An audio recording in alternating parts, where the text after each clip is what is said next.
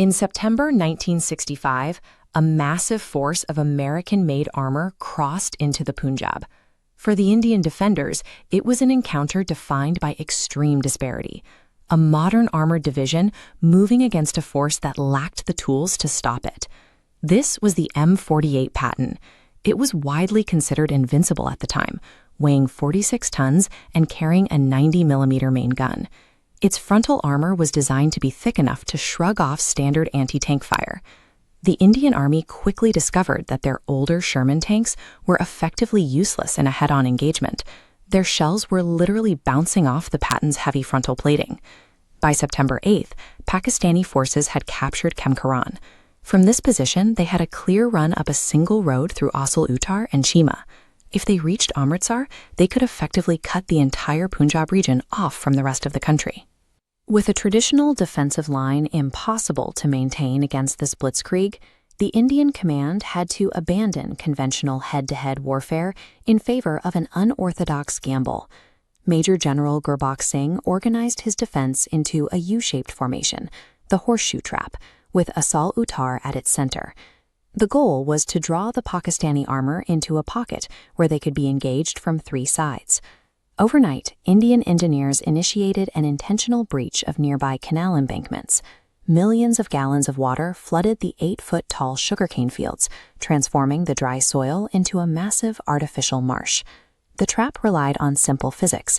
The 46-ton Pattons, designed for speed on firm ground, immediately became mired in the deep mud. Their mobility, their greatest advantage, was gone. While Asal-Uttar formed the heart of this pocket, the absolute final line of defense was set just a few kilometers north, near the village of Chima. Engineering the environment had leveled the playing field, but the tanks still had to be destroyed. That task fell to the soldiers waiting in the tall grass. Among them was Quartermaster Havildar Abdul Hamid. His weapon was a 106mm recoilless rifle, or RCL gun. It was a powerful anti-tank tool, but it was mounted on a completely unarmored, open-top jeep. Hamid used the height of the sugarcane to execute a shoot-and-scoot tactic. He would maneuver his jeep to fire at the thinner side armor of the trapped tanks, rather than their heavy frontal plating. The maneuver was high risk.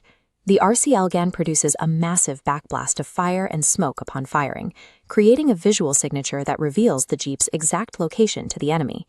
Hamid had only seconds to reverse his vehicle and relocate before the tanks fired back.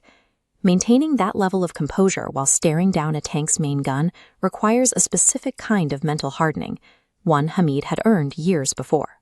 During the 1962 war with China, Hamid was part of the retreat from the Nam Kachou Valley. He had survived weeks of combat in freezing, high-altitude terrain with almost no supplies, navigating the Himalayan wilderness to return to his unit. That experience in 1962 had forged a unique immunity to panic. When the Pakistani tanks rolled into the fields of Chima, Hamid possessed the veteran's resolve needed to sit in an open jeep and wait for his shot. By September 10th, the conditions of the battle worsened. Constant artillery fire had ignited the sugarcane, burning away the tall stalks that provided Hamid his camouflage. He was now operating on increasingly open ground. After ordering his crew to take cover, Hamid took the wheel of the jeep alone. As he moved through the smoke, a Patton tank spotted him from just 100 meters away. The tank's 90mm turret began to turn. Hamid swung his RCL gun to match it. Both weapons were fired at almost the exact same moment. Hamid's round destroyed the Patton, his 7th confirmed kill of the engagement. But the tank's shells struck his jeep simultaneously. Abdul Hamid was killed instantly. His stand at Chima halted the momentum of the advance. By the end of the day, the Pakistani armored division had been devastated, losing a total of 97 tanks in the Asal-Uttar sector. The area near Bakiquind was eventually nicknamed Patton Nagar, a graveyard for the vehicles that were supposed to be unstoppable.